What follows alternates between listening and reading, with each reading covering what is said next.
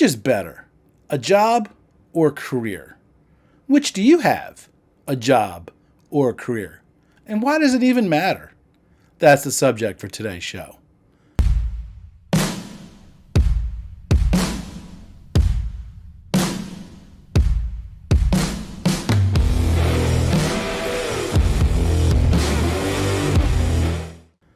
Welcome to the show where we tackle the tough questions submitted by installers, project managers, estimators, IT personnel, and even customers.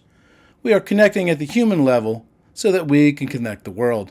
If you're watching this show on YouTube, would you mind hitting that subscribe button and the little bell button to be notified when new content is created? If you're listening to us on one of the podcast platforms like Stitcher or Google or any one of those, would you mind leaving us a 5-star rating? Those couple little steps helps us take on the algorithm, which helps us get this information out to more people so we can educate, encourage, and enrich the lives of even more people. Also, make sure you join us on our live after-hours multi-stream broadcast where we answer your questions by your favorite RCDD. That would be me. It's broadcast on YouTube, LinkedIn, Facebook, maybe even Instagram if I can figure that one out. It's held every Thursday night at 6 p.m. Eastern Standard Time, and questions submitted early get extra credit first. Now, you can direct your questions to me through any kind of a direct message, or you can send them to questions@letstalkcabling.com. Those always get preference over the live questions. And finally, while we provide this content free of charge, and we always will, if you would like to support this channel and you have access to additional information, make sure you check out the QR code on the screen where you can buy me a cup of coffee. You can even schedule a 15-minute one-on-one Zoom call with me after hours and enjoy additional benefits as well. Always look for company sponsors as well. So if you're a company and you would like to advertise on this show to help provide us meet our mission, get in touch with me. You can also visit our Amazon links page on our website at letstalkcabling.com and look at the products for ICT. You won't pay any additional for those tools or those things, but I will get a small little stipend if you do. All of us, unless you are independently wealthy, have to work to pay for the bills, right? We have to pay for our hobbies. We have to, the things that we desire in life, because we're not independently wealthy. Because of this, you need to earn money. And that usually means that either being employed or being some type of an entrepreneur. Now, that usually equates to having a job or a career. Too many people think that they are one and the same. And let me tell you, no, they are not.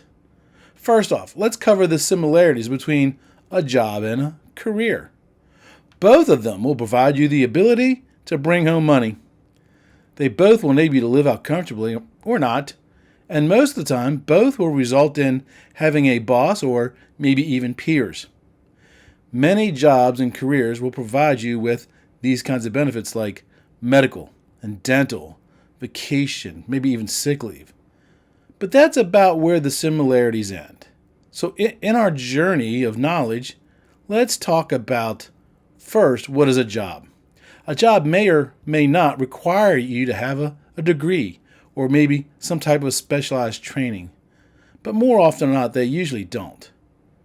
You will usually get caught up in that whole 8 to 5 grind, just going to work every day. You might be just good at your job. You might even get respect in the process. But the problem is the days, the weeks, the months, the years, they just start to blur together. And after a while, before you know it, you're wondering where all that time went. It's marked by the usual events in lives like birthdays and anniversaries and weddings. But yet having a job, you don't get any fulfillment from the time and the effort that you put into that job. A job is or can be a dead end and most likely will result in not having any chance of advancement.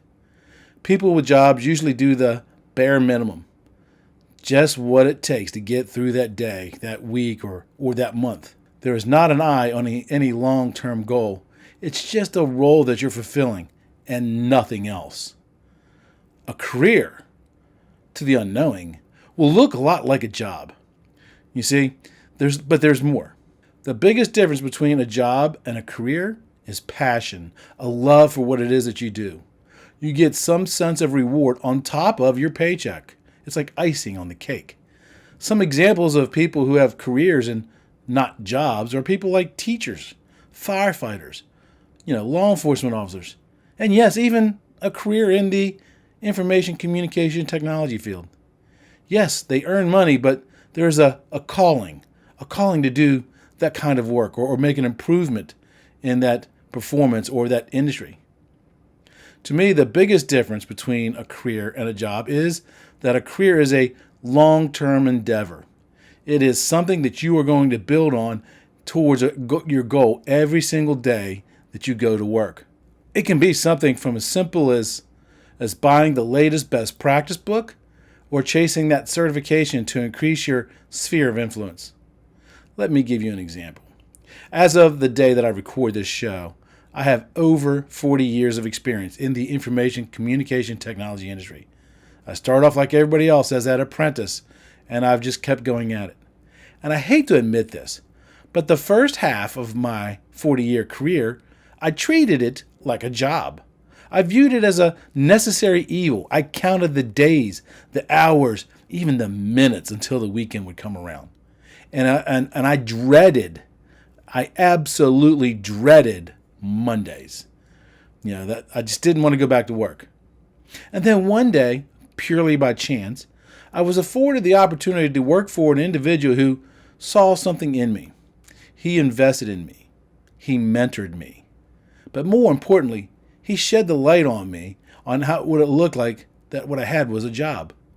Now, unfortunately, me and that individual had a falling out a few years ago, and since then I've lost contact with each other. But the success and my view on what I was doing every day changed. And once it changed and I started creating this day thing as my career, I saw my earning potential increase. I gained respect as a person who is knowledgeable in this field. That also helped me to make an impact in the lives of the people that I worked with, my peers. Helped me impact the lives of people who I was fortunate enough to be around with. Everybody I come in contact with in my industry. The biggest regret that I have was I didn't learn this lesson earlier in my career. So what are some of the things that you can do to transform your job into a career? Now, first, you may have to change your mindset, kind of like I did. That is the biggest challenge. You don't lean on that crutch of, well, my boss is a jerk. Well, my company sucks. Why should I give them my best effort? Right? Get rid of that toxic type of thinking. There's always going to be peers. There will always going to be supervisors. There's always going to be companies that make the wrong choices and make you feel bad or not pay you what you're worth. You need to think of yourself as your own entity. You are an accumulation of your experiences, your work habits, and most importantly, your reputation.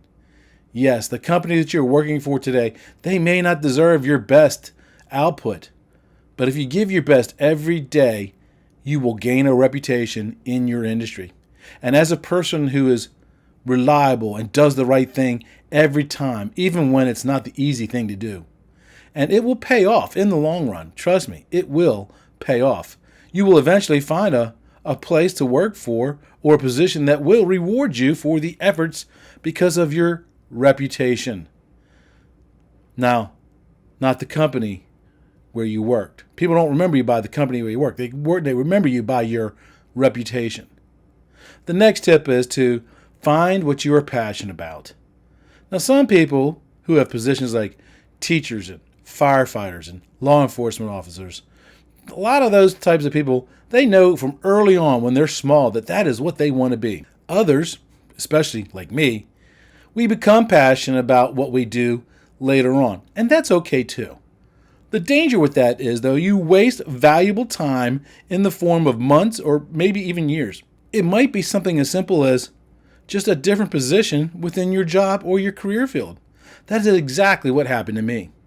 I was promoted to the position of estimator, and I found that I had a love for creating and designing and putting these big blueprints and the scopes of works together for structured cable systems. And now, because of my reputation and my knowledge, I am afforded the opportunity to mentor and train people, and I find that very rewarding. That's like the ice on the cake. The cake is the paycheck. The icing is the impact that I'm making. Now, you may not have the luxury to chase your career, and you may have a job for now, but don't feel like you're stuck. There are some things that you can do right now, and the majority of these things, these tips that I'm going to give you, will cost you nothing but effort and time. I've been there. I've been a father of small children living from paycheck to paycheck to paycheck and wondering when the next time the company was going to send me for training. If you do these things that I have outlined here that I've done, these are things that have helped me tremendously. So make sure that you listen up. Now remember, these 8 things. First, yes, a job may give you a steady income in the short term, but it will drain you in other facets of your life. It'll drain you of your being. A career will provide you with long-term financial security as you build on your skill sets and your daily continued progress into the career path that you have selected. Second, a career increases your chances that you'll earn even higher pay and maybe even better benefits, maybe more vacation time, spend time with your kids. You'll be of greater value to your employers if you make progress in your career, and you'll be rewarded accordingly, both financially and mentally, and potentially, maybe even spiritually.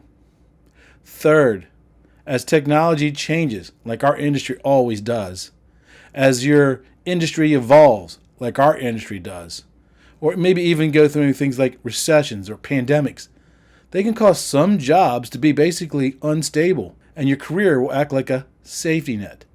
The more skills, the more qualifications, the more experience you have in your career area, the more prepared you will be for any situation.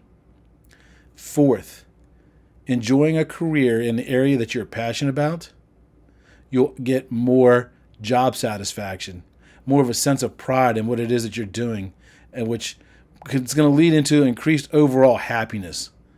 A career will change you on a daily basis. It'll help you achieve your goals, move towards and motivate you. And by that, it's going to help you become more meaningful, your life become more meaningful. And the best part is, even if you are in a low-paying role that you don't necessarily really enjoy now, it may be helping you to get close to the career goal or the career choice that you wanted. And therefore, all of those benefits above still apply. They have a saying in the homesteading community, grow where you are planted. Grow where you are planted. Fifth, network, network, and network. Go to the events that companies put on out there. Go to the trade shows. Don't be a bump on the log and go out and make an effort to actually talk to people. You never know. You might meet your next employer. You never know. You might meet your next customer who might have a long-term contract that you can help them with. You might even be able to help find someone who can mentor you. Number 6, speaking of mentors, get one. There are many people out there right now who are at the end of their careers who literally want to leave the industry a little bit better than they found it. They can help you learn from their mistakes, and that helps you from making the same mistakes. And that's going to help you progress further along. Another set of eyes on your career path is always a good thing. All you have to do is just ask. If they say no, then move on to the next person. But when you're trying to select a mentor, do it carefully. Go on to LinkedIn and look up someone who's got the certifications, someone who's got the skills, or maybe even the job that you want. And then see if you guys run in the same circles. If you do, then ask those peers that you are having mutual, that you know together, what they think about that person. Try to qualify them as much as you can before you actually ask them to mentor you. Because there are some people out there you don't want to be mentored by. Trust me. And you can always have more than one mentor. Always have more than one. You may want to have one in leadership and then maybe one in operations. Or you might want to have one who's a trainer and another one who's in sales. Right? Number 7, if the position you want seems to be out of reach and you are not qualified to apply for that position, see if the company is open to some type of an internship. Now, maybe if you are an installer and you're looking to be promoted to estimating or project management, maybe have the company split your hours. Maybe do 30 hours a week in your normal technician position, 10 hours a week as an estimator, or 35 hours a week as a technician, 5 hours a week as a project manager in that dream position. If your company doesn't want to do that, then go to that estimator or that project manager or whatever that role is, trainer, QA specialist, and see if they will spend some time with you after hours to help guide you on your path. Most people want to help other people. You don't know unless you ask. Dad always used to tell me, the answer will always be no if you don't ask. 8th and final tip. Make sure that you are a lifelong learner. No matter how much you know, there is always something you can learn. For example, I'm currently reading through the ANSI-BIXI Distributed Antenna Systems Best Practice Manual because I've never installed a DAS system ever in my career. And I get asked questions about it all the time. And I know that's a weak area of mine. That's more part of the thing is you need to know where you are weak. Identify them. And I don't want to hear, but Chuck, I can't afford to take a class. They're too expensive. There are tons of free avenues out there. Free learning. Webinars from manufacturers, Brother Solutions, Leviton, AEM. There's webinars by Cable Installation and Maintenance. There's companies who put out information booklets like Annixter. They got several informational booklets on these standards. Even BIXI has some free resources for you out there, right? Like, for example, the BIXI Dictionary. You can download that for free. You can download presentations from previous conferences for free. What tips do you have for someone who might be progressing to the mindset of wanting to change from a job to a career? Make sure you put those comments in the section below so we can all grow together as one. Remember, until next time, knowledge is power. That's it for this episode of today's podcast. We hope you were able to learn something. Make sure to subscribe so you don't miss out on future content. Also, leave a rating so we can help even more people learn about telecommunications. Until next time, be safe.